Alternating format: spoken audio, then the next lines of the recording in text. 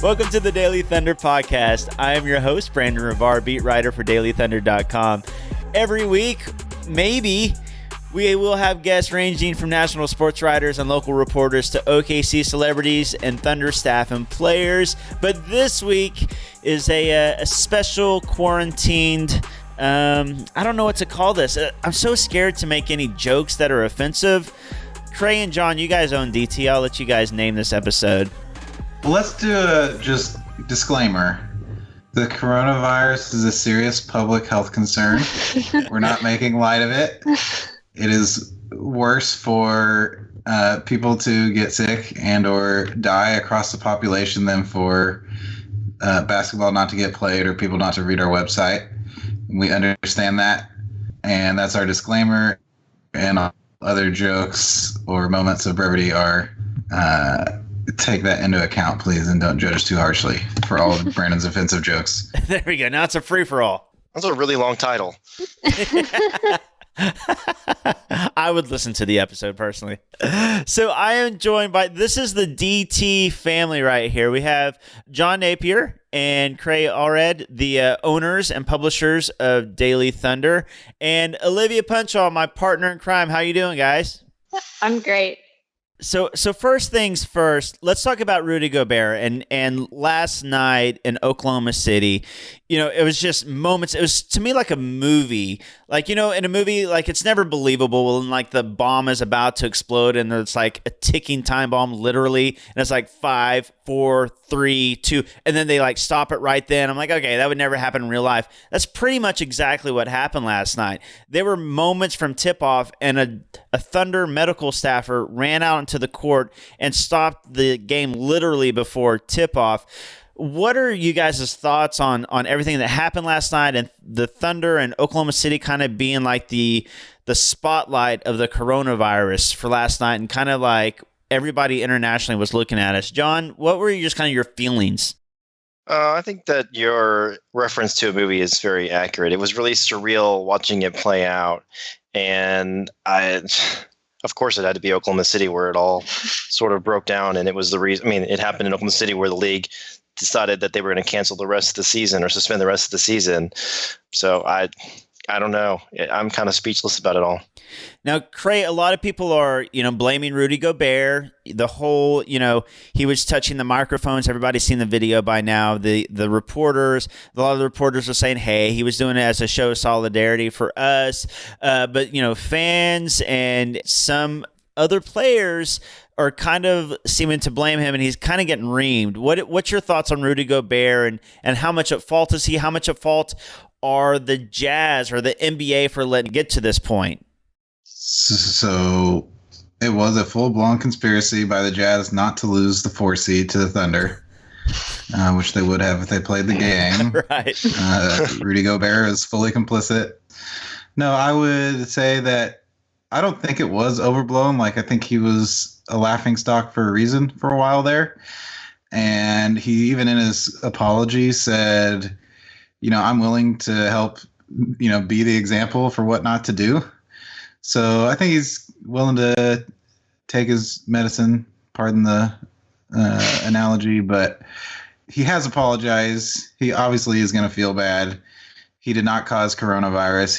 He did not proliferate statistically, he's not going to be the reason it spread any further than it would have otherwise. It's just he was a bad lesson of how to react to it. So I think we should, accept his apology, let him stand in as what not to do, and hopefully not, want to like do things like prosecute him or ban him from the league. I've seen people actually suggesting things like that. I think that's hopefully, people are mad and upset, but maybe they'll calm down and not be so intense towards Rudy. Olivia, in your future medical opinion, what are your thoughts on on him touching that stuff, is there any chance? I think we know the answer to this, but what's the risk there of him touching the phones and the recorders and things like that, and how culpable could he have been? And it obviously wasn't the coronavirus, but just even a normal cold. Yeah, no, I honestly think that he probably had coronavirus before any of that happened. And it's just a really unfortunate coincidence that he did that and that everyone caught it on tape. And then this also happened to him. Really unfortunate coincidence. But I think that he didn't know at that time that he was sick or that he had anything. But just as a general rule, we shouldn't go around touching other people's stuff or coughing or sneezing on other people's stuff. And I think that's just general courtesy between people. And I feel like we should all already know that.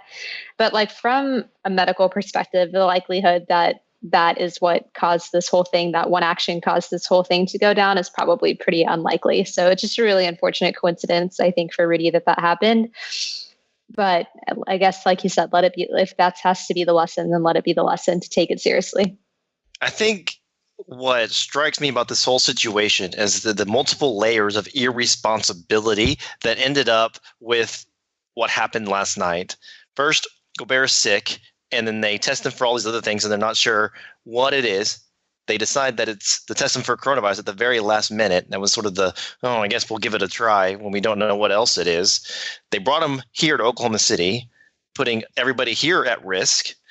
They had all the players tried out to the game with a test pending, had 18,000 people show up to the arena with a test pending. Yeah, more like 13,000. Okay, you're right. That's an important clarification there. So, but the Utah Jazz and the organization, Gobert was irresponsible. The NBA was irresponsible in not calling the game earlier. I mean, this is, I don't want to get all Stephen A. Smith, but I feel like the league, the Jazz, so many people did not behave responsibly, and that is what has kind of induced some of this anxiety and panic that exists right now. There may not be direct risk that Gobert or Mitchell was passing coronavirus to the fans at the arena, but what it does is it incites panic. It makes people worried, and they were in the arena. They may have, been close, the people courtside or near the floor, maybe worried that they got too close to Donovan Mitchell, the people right behind the Jazz bench. So even though the risk to the public may be very little to almost zero, with a test pending and the NBA not sure if one of their players who was about to play in a game had coronavirus, because Quinn Snyder wanted to play Gobert, they should have canceled the game way earlier. They were stupid.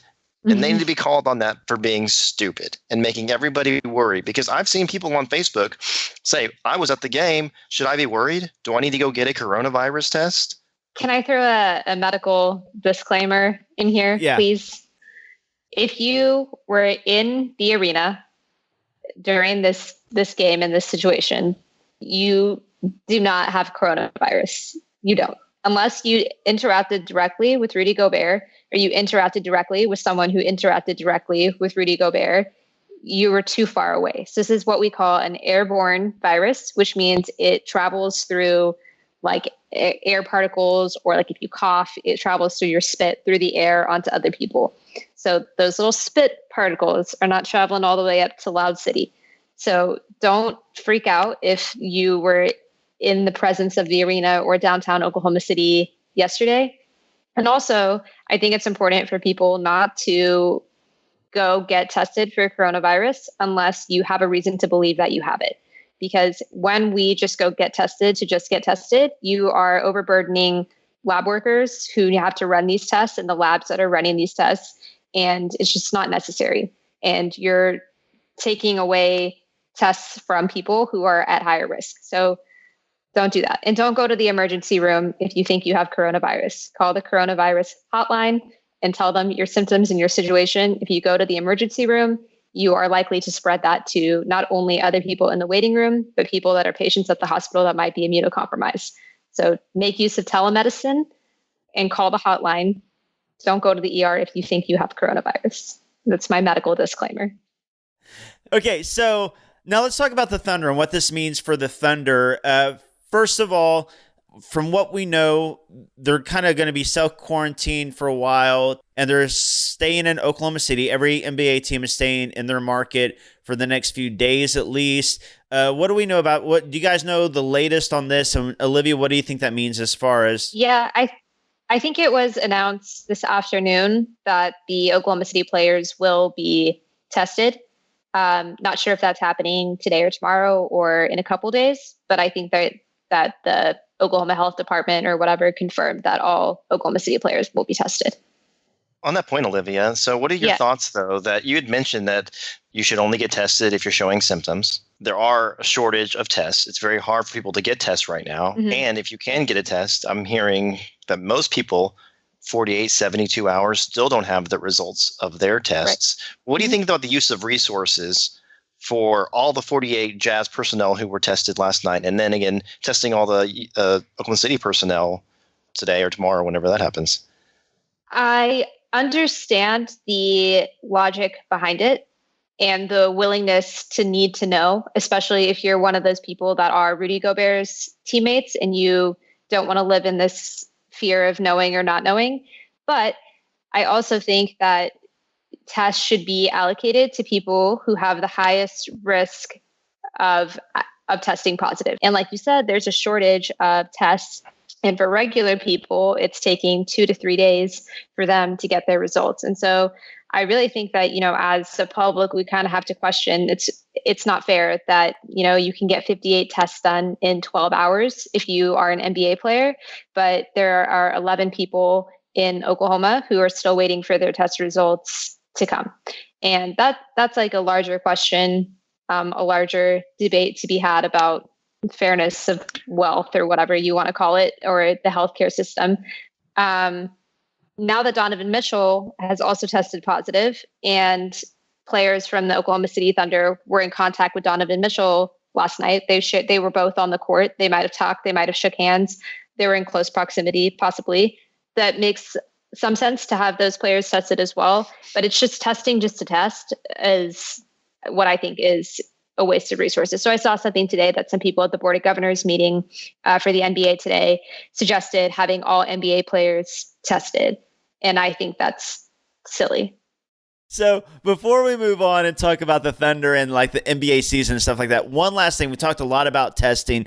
I did want to bring up one thing that I think is important. So 58 tests, only one came back positive. That was Donovan Mitchell. And of course, Rudy Gobert is not included in that 58. Olivia, do you know if those other 57 people are in the clear, or they could still be in the incubation period and it's showing up as a negative, but possibly more of those Jazz roster and staff employees could actually have the coronavirus? Yeah, they could. A single test is not definitive, and that can be a benefit to waiting until you show symptoms or waiting a couple days after you've been exposed to the person that you think gave you coronavirus. So that's why yesterday a lot of people were upset that the Thunder team left the arena without being tested, but it was very unlikely that if they had a test that it would have shown anything, especially if they hadn't been at all exposed to coronavirus before they might have possibly gotten it from Donovan Mitchell. So it was unlikely to show anything on the day of. And I think that in that situation, self-quarantine is sufficient. They checked everyone's temperature. They asked everyone for their symptoms, told everyone to go home and to not interact with other people, see what happens. If your symptoms change, maybe in 5 days, someone from the Thunder will start feeling sick, and that's a different story where you might want to test. But as of last night, I didn't think it was necessary to test everyone. But it is necessary to quarantine and to not go around spreading something if you have something. So we know that the Thunder, or not just the Thunder, the NBA is going to take at least 30 days off. Adam Silver says they're going to reassess after 30 days. And we don't know if it's going to be, an abbreviated schedule when they come back, if they're going to go straight to the playoffs or what's going to happen. Plenty of speculation, so we'll go ahead and add to the speculation. What do you guys think? How long would you guess we're going to be without basketball? And what do you think they do as far as the schedule goes? Cray? I think it is most likely that the playoffs are going to happen. I think the owners will hope and pray and not give up on playing every single remaining regular season game until it's just a practical impossibility. but I think it is going to be a practical impossibility. But I would be pretty surprised if we don't eventually get playoffs, because the coronavirus is in all likelihood not going to seriously harm a player. So even in the worst case scenarios, we won't have situations where players are, not to be glib, but where, a player is, as far as what we know about it now, a player's not going to die, right? And teams are not going to be in shambles in that way. It might be a player is, out with a sickness like they would be in a typical postseason run. And to me, that's not going to outweigh the owner's interest in making those games happen, getting whatever revenue they can, doing whatever altered setup they can with fans. So I just think the playoffs are still a likelihood, and that they'll keep giving lip service to the regular season, but I just think practically it'll be hard to squeeze it all in. So I would guess that the teams that, if you can't do a full regular season, the teams that are going to complain about abbreviated regular season are going to be those who are on the playoffs bubble. If they are in fact selling tickets to the playoffs, those owners are going to want the chance of that. So I would say whatever kind of lead up to the playoffs, as far as non-playoff, you don't want to start the playoffs day one when you come back. I would guess whatever kind of, if I think the Blazers are like 3.5 games out or something like that, whatever kind of like the most last ditch, you had a window to make the playoff, that's 4 games or 5 games, something like that. I think they might do an abbreviated schedule just as a precursor to the playoffs that technically gives teams on the bubble a chance to qualify, and then proceed with the playoffs as close to normal as possible. That would be my guess. That's a lot of speculation, but I think money talks, and I think the owners will prove that in the long run. As far as the Thunder are concerned, if the season were to just go straight to the playoffs, you're looking at a matchup, ironically, with the Utah Jazz in the first round, which, I mean, obviously, I think that's a good matchup for the Thunder. And I got to wonder what, if Donovan Mitchell and Rudy Gobert are fully recovered by then, like what happens with that? Do they still let him play? Is there any sort of, who knows what's going to happen with all of that? Now, I do think that it's kind of a raw deal that last night's game would have been for home court advantage. Of course, that may not matter if fans aren't in attendance, but it would have been for home court advantage. And, they were going to be without Gobert, and then the game didn't get to be played. There's a lot of things that could kind of work against the Thunder. They're kind of in a weird spot because right now they don't have their first round draft pick because they have a top 10 record, but they're not quite high enough to have home court advantage in the playoffs. It's almost like you want them to fall down to 6 so they can get their first rounder back, or they can move up to 4 to get home court advantage. Then there's also the Nuggets schedule was really backloaded. It was really difficult to end the season, and the Thunder owned the Nuggets first round pick. And so that was likely to improve because the Nuggets were going to pick up some L's going forward. So the Thunder are kind of in a weird spot. Do you think they even care about any of that? Or do you think they're just like, whatever schedule you give us, whatever playoffs you give us, that's fine? What do you guys think about that? John? First of all, I'm going to make a prediction that we don't have any games played for at least 60 days. So 30 days is the marker, but I think 60 days is what we're looking at. I agree. The second part that I was going to say is, as far as the way that the schedule plays out and how that works, I think it's going to depend heavily on what works out with the TV partners, because they're the ones who foot a lot of the bill for the league and where a lot of the revenue comes from. And they're going to have to figure out how they're going to manage baseball schedules that are about to begin, the NHL suspended. So, how are they going to manage that season? Of course, the NBA and any other summer sports that might have been on the schedule. How they work that out with their TV partners is probably going to make a big difference in how the schedule plays out. I'm going to put it at 45 days, so a little bit sooner than what John said. And I think it's largely because of the same reason, though, about the TV providers and the scheduling. I don't think there's a situation where we end up with a longer NBA season where they basically just like pick up where we left off and it just goes into August. Not only because it doesn't work for scheduling with the arena and with TV providers and it runs into college football and all that kind of stuff, but it also would just mess up the draft. When would that be? How does that work? The whole thing is a mess when you include the other stuff that happens in the off season. So everything is weird. So I don't think longer is going to happen. I think it's going to err on the side of shorter. And I think the best case scenario would be if we just, like, let's say games restart April 15th, whatever was supposed to happen on April 15th just happens. And we just go on like this little intermission that we had didn't happen, because I think that makes the most sense for scheduling if we don't change everything. And to the teams that are on the bubble, I just say tough. I'm sorry. It's just, this is not an ideal situation for anybody.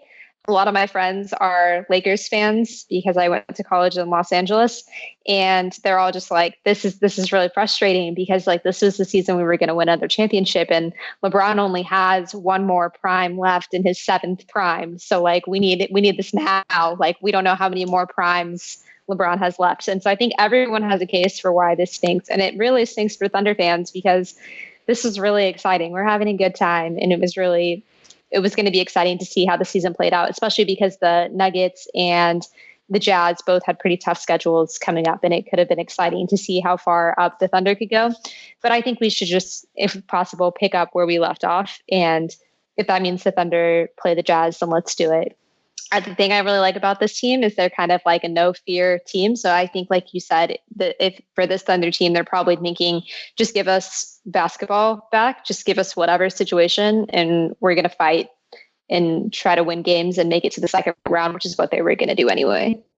Olivia, I did want to ask you though. I am curious. The Thunder have, 34-year-old Chris Paul, and the Lakers have 35-year-old LeBron, or however old they are, 34, 35 years old. Do you think that taking 2 months off and then jumping back, they're that much older now? Or is the rest better for them? Like, do we see the same Chris Paul, a little bit creakier? Like, when you're playing and you sit for a while, you're a little creaky when you come back. Yeah. I guess it depends on what they're doing in this 60 days. So I believe practice is not allowed.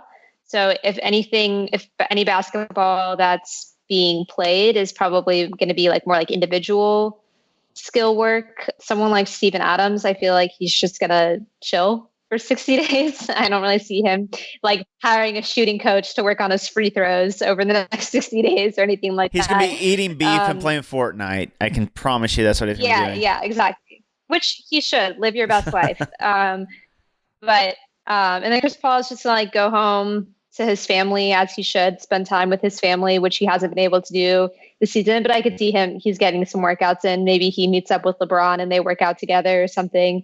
But it really just depends on what they're doing in the 60 days. If they really are taking a break from basketball and not playing that much, it could be worse. It's kind of like, you got to shake off the rust a little bit, but it could be a good rest for them. The only thing I worry about is like the team right now is so good because of their chemistry and the way that they play together and their unselfishness and playing for each other.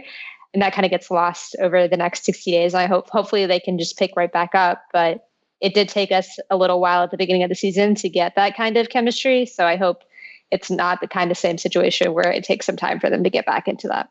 Yeah, because being in a rhythm is definitely a real thing in basketball, but hopefully every team is going to have to deal with the same situation, hopefully. So, Yeah. But as far as like injuries go, and as far as like strain on the body, then taking, if whatever it is, 15 games off is going to be great for Chris Paul. It's 15 less games he has to play. Yeah. Okay, so before we get off of here, John and Cray, from a personal standpoint, Daily Thunder, what's the plan moving forward for Daily Thunder readers and podcast listeners, all those things? What's kind of the plan for our site moving forward? So the cliff notes are, we don't know exactly what the site's going to look like. We're kind of figuring this out. We're in discussions. We are, selfishly frustrated because we had a really good momentum. We had a really cool rollout plan for heading into the playoffs, and Brandon's writing was great, and Olivia had a piece in the works. And so the short answer is we will have content. We're going to do our best to live up to our name, Daily Thunder, and continue to have daily content.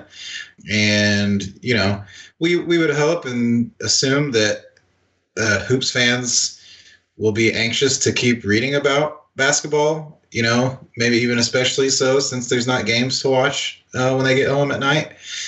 So we still feel like we're going to be rolling. It'll be maybe weird. We'll maybe get a little further off topic on some of the stuff we do out of necessity, but there'll be stuff to talk about. The Thunder still exists. The site will not be under quarantine. Maybe this is a good time to drop a little nugget of something to come. And now we have some time to work on the creativity side of it. Is we will have awesome shirts coming. So if you're wondering whether it's worth to check out dailythunder.com on a Tuesday, it is, because that could be the day we announce our shirts. Nice. I know one thing will be different. No watch parties anytime soon. No watch parties. You can still drink Anthem beer. Yes, good call. You can do watch parties in groups of 2. We'll just separate them all throughout the city. Just 2 people at a time. That is another thing, though, that we missed out on. I think we had a really awesome watch party for our first one. We had started planning the next one, working with Anthem on making it a pregame destination with transportation to the arena was in the works. So there was a lot of really cool stuff that we were working on that's going to be put on hold right now. But, shouts to Anthem, too, for working with us on that and as being kind of our first major sponsor there. But in the quarantine time, there is nothing better to drink than, your favorite choice of Anthem beer. Well done. Olivia, John, Cray, thank you for all you do. But continue to go to dailythunder.com. Like Cray said, there's going to be daily content from here on out. No matter what's going on with the coronavirus or with the NBA or with the Thunder, we will keep supplying you with Thunder material. We'll try to do some podcasts here and there as things come up. I know a lot of sports writers and journalists who aren't going to have much to do or talk about over the next few weeks, so maybe I'll call them up and see if they'll do the podcast with me. Thank you guys for joining us, and thank you for listening to the Daily Thunder podcast. Thank you for listening and supporting Daily Thunder. If you leave us a review on Apple Podcast, you might hear it on the show. Thank you again to our guests, Olivia Punchall, Cray Allred, and John Napier. Be sure to follow at Daily Thunder and our host at Brandon Rabar on Twitter for the latest Thunder updates. If you become a patron of the show, you'll receive early access to Daily Thunder content, including bonus podcast segments, along with the Weekend Edition, a rundown of the best stories, news, tweets, and shenanigans from the Thunder universe, complete with a letter from the editor written exclusively for our patrons. You can join today at patreon.com/Daily Thunder. This podcast is produced by me, Rachel Jameson. You can follow me at Rach Jameson. Send your questions and feedback to dailythunder@gmail.com and stay on dailythunder.com every day to catch the latest Thunder news, recaps, analysis, interviews, and nonsense. We'll talk to you again soon.